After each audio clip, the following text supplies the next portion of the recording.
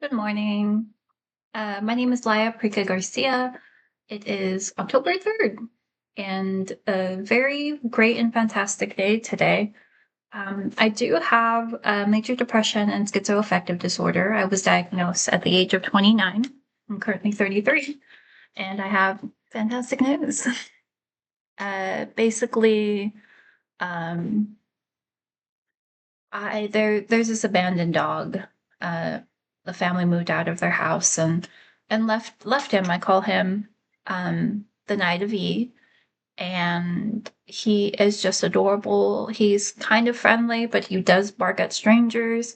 Um, he is a little territorial, but once you feed him, he's he's really nice. He loves food, and he loves to be with people who feed him, and he's just a very loving dog. And I got really really nervous and anxious and worried for him last night because he it was raining here where I live at, and it was getting cold because it's the autumn years. And it was kind of like annoying. For there's a reflection in my glasses, so I'm gonna take off my glasses. But overall, it's been like this really. It's been a good day. I went outside to. I brought a towel. I brought some tuna. Um, and I brought a towel because it was slightly raining, and I wanted him to be warm. So I ended up wanting to dry him off, but he wasn't wet, so maybe he had, a safe place to stay out of the rain. And I tried to give him tuna, but he doesn't like it anymore. And I'm just like, why? He really liked it when I first gave it to him. He loves spam. And, I was just sitting there talking to him, trying to feed him, trying to figure out exactly like what to do because it is getting to the rainy season. And as you can tell, I'm wearing my 90s jacket. I got it at the clothing closet, pretty poor. So I don't really have money to buy like, fashionable clothing. Well, I think this is fashionable. This is definitely it.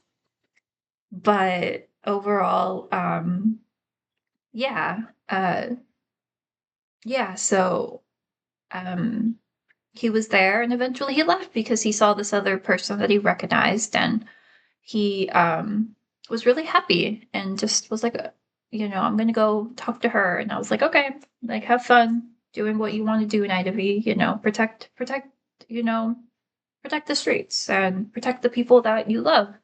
So he was following her, and, I heard the people. I want to build a doghouse, but it's going to be up against other people's fences. And I heard somebody in the yard, the house that they wanted to put the doghouse up against the fence. They were out in their yard, but the fence is pretty high because it's a wooden fence.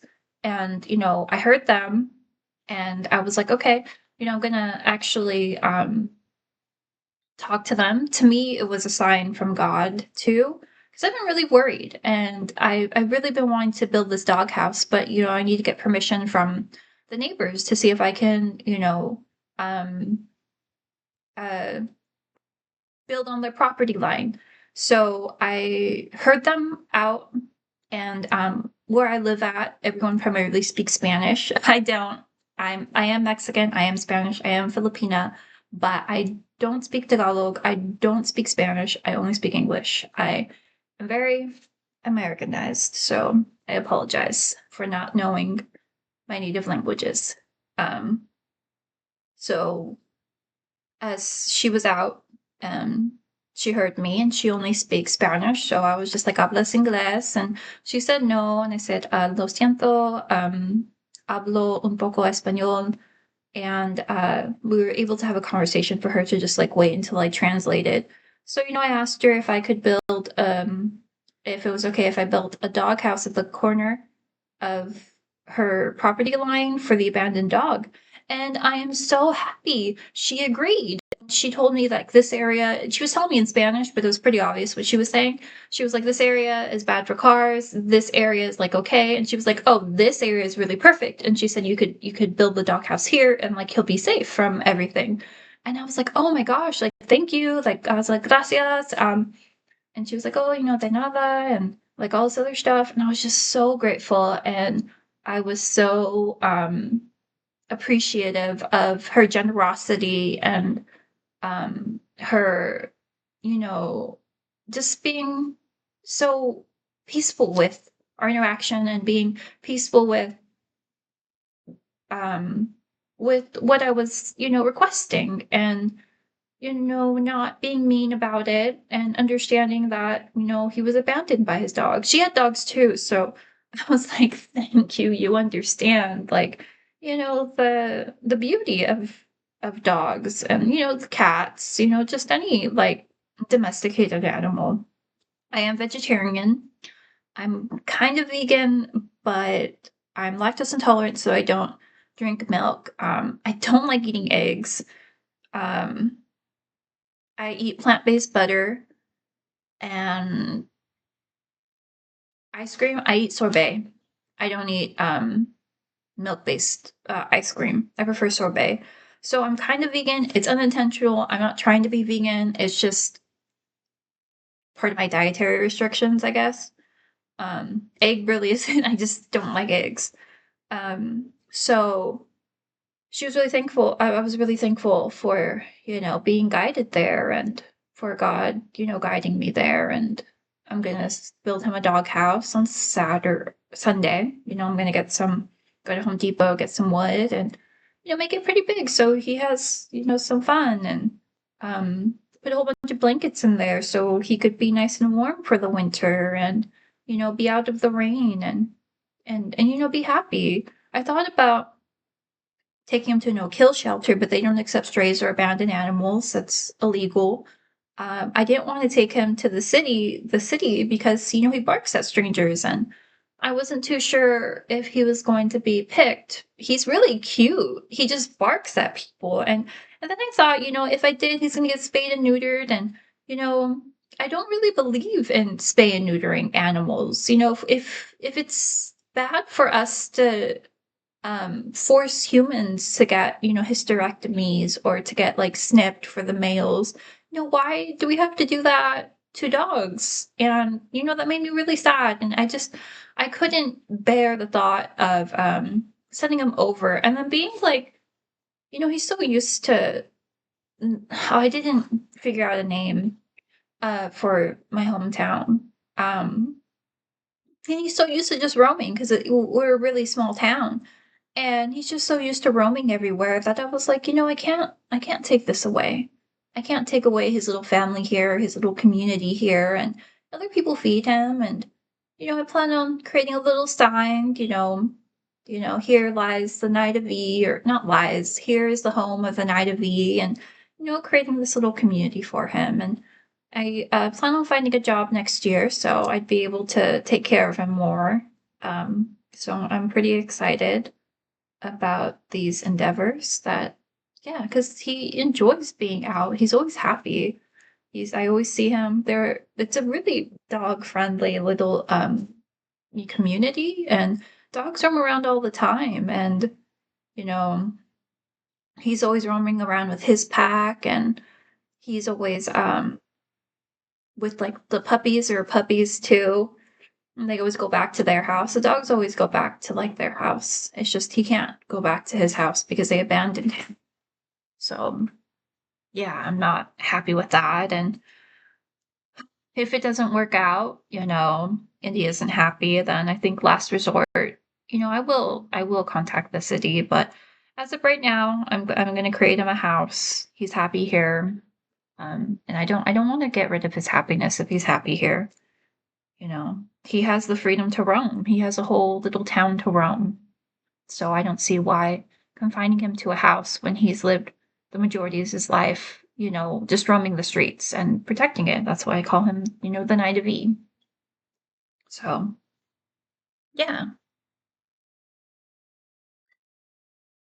I hope that, you know, more of the community like helps out and stuff. So I have to go to the store and get some food for him. I am on EBT. Um, I don't buy dog food. That's illegal. I can't.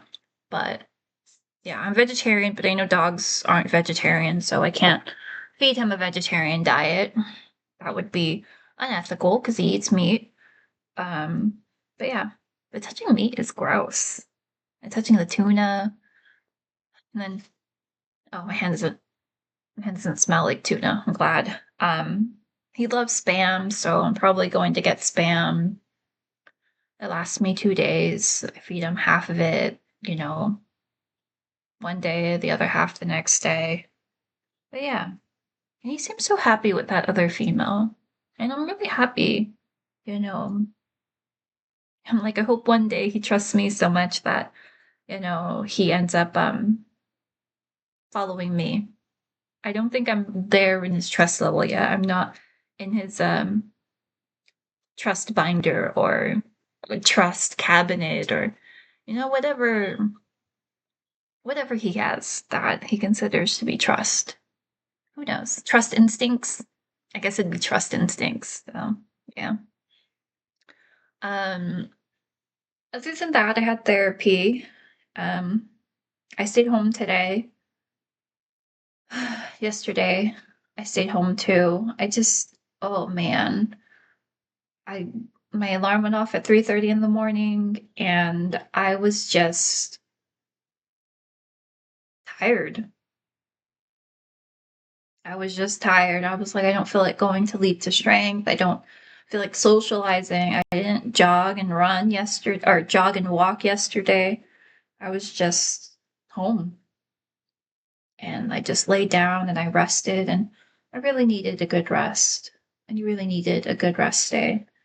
I don't have a job. My dad is saying to take the recovery route. So I do live with my dad. I live with my brother and his girlfriend's here periodically. So um yeah, I ended up taking the recovery route and I'm not gonna lie, I am so grateful and so thankful that my dad is supportive in me taking the recovery route and I've just been having a blast. I thought I'd feel unproductive and you know, I'm not. And I'm being productive by working on myself and I feel like people should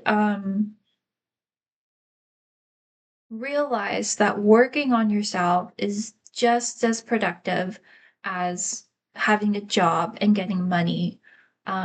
Money buys you materialistic stuff. I mean, to be fair, oh, I got this at the clothing closet at Leap to Strength, and I got this at the clothing closet at Leap to Strength. So already two of these articles of clothing I ended up getting from, organizations that help out people who are poor. And, I'm poor. I don't have money to buy clothes. And I'm really thankful that there are organizations like Leap to Strength and this other organization that, I also go to. They help out too. They bought me a bus pass, a monthly bus pass because I take the bus. They ended up, what else? They help with therapy, they help with psychiatry, um, they help with clothes. They do have support groups too, not as much as Leap to Strength. I'm trying to figure out what I should call the other organization. The other organization that I'm talking about, I've been with for a year. Excuse me, Leap to Strength, I've only been with for a month, and I'm so sorry. I don't know why I have to burp. I've only been with for a month, and I've had the craziest growing ever. And now I feel like I'm finally slowing down with growing and healing and breaking out of molds. And I'm finally just, I was enjoying the run in nature, the sprint, and now I'm enjoying it as a walk in nature. So it's the same. It's just my speed time is different. Um, or speed time? My cadence? I don't know. One of those. So, yeah. But what should I call Leap to Strength is a nonprofit organization that helps out people with mental illnesses and or substance abuse. Yeah, I've really liked it. They have support groups Monday through Friday. They have cornhole or karaoke on Fridays, and they have clothing closet and movies on Saturday. Um, what should I call the other place? I'll figure it out.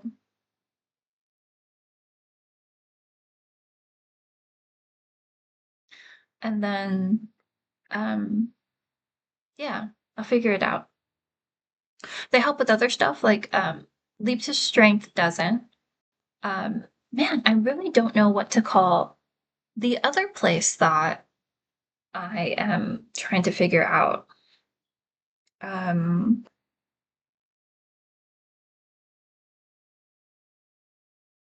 Light. I want to use light. So, light, light.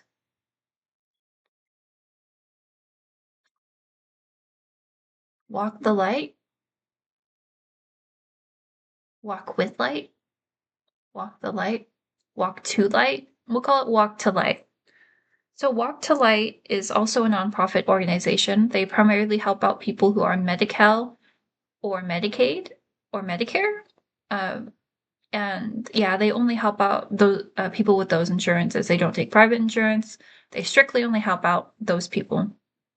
So, Walk to Light helps out with groceries, helps out with public transportation, helps out with, they're going to help me get stationery because I love to journal. So, they're going to help out with stationery. They provided me with self care stuff. Um, yeah, they have like a budget for each individual to um, help them out. With your manager, you can go to like Starbucks or somewhere to eat. My case manager spends time with me. She has been taking the past 2 weeks, one day out of the week, to just sit down and talk with me. And we just have conversations about, how I'm doing, where I'm at, where I would like to be. And, they've been really helpful because when you're down, keep spitting, sorry. When you're down like in the pit, you really need a huge support system. And I really needed that. I really need a huge support system. And I can't really find it from my mom. She's also mentally unwell and she's not getting the help she needs to, heal herself from, her traumas of her past. And um my dad isn't really good with emotions, so he's helping me out financially. He's helping me out, just by being my dad, just being a supportive dad and allowing me to find other resources to help me move forward in my path and on this journey of healing and growing and breaking out of, bad habits, breaking out of molds of, that have been that have molds of trauma, um, habits of me just realizing, I haven't been, I was a mean person at some point with certain people and breaking out of those molds and breaking out of, just stuff that's happened to me and stuff that I no longer want to be associated with. So, yeah, and my dad has allowed me to do that with this recovery route, and I'm really glad. At first, I didn't. I wanted to find a job. I wanted to go out and be social in other ways, like hobby wise, and I realized that that could be put on the back burner because I'm being productive, and I still found hobbies, and I found different types of hobbies. Like I jog and walk every day, a little over 3 miles, and I play Pikmin Bloom. I play Pokemon Go, um, as well, and you know I've been reading the Bible, figuring out which scriptures I like, and putting them down on a little journal. I want to start writing on I have a journal and I want to start writing scriptures that I really like. And I want to be, pretty well versed in the Bible. I know, if you're watching this, then you're not, if you're atheist, you're agnostic. Yeah. I hope that these videos don't deter you away because I like the Bible. I'm primarily putting these videos out there because, they're helping me journalize and express how I feel out loud, and hoping that on this journey of mine, other people will feel the same. So, I'm not forcing you. I don't want to force you to be in a religion you don't want to believe in. Um, but, sometimes you could still learn, from the Bible. I've learned something from somebody who's shaman. I've learned something from other people who are agnostic and who are atheist. So it doesn't hurt to still learn, to help yourself grow, to heal, to break out of molds and old habits. Because, the Bible and religions are there for morals and principles, and there are some things that I even have quarrels with the Bible. Um, but I still enjoy reading it. I still enjoy the teachings that, you know, it has provided to me and to others. I am Catholic, by the way, and I don't want to force you to be anything you don't want to be. And I hope that you can see through that, even though I am religious. um, so, yeah, with that being said, it is past 20 minutes. Everybody have a good day. And I hope that you can, you know, find your own path to healing. And I really hope that, you know, something clicks one day so you can allow yourself to heal. Once you allow yourself to heal, it's kind of like a snowball after that of just growth. So, yeah, everyone have a great day.